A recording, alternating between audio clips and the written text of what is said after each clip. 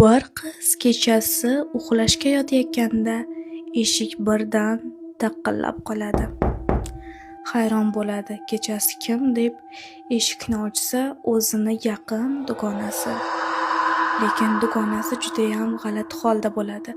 Yuzlari oqarib ketgan, qo'rqib ketgan. Nima bo'ldi deb so'rasa, u uxlashga qo'rqayotganini, uning yonida bo'lishni xohlayotganini aytadi. Qiz soatga qarasa, 11 dan 15 minut o'tgan bo'ladi.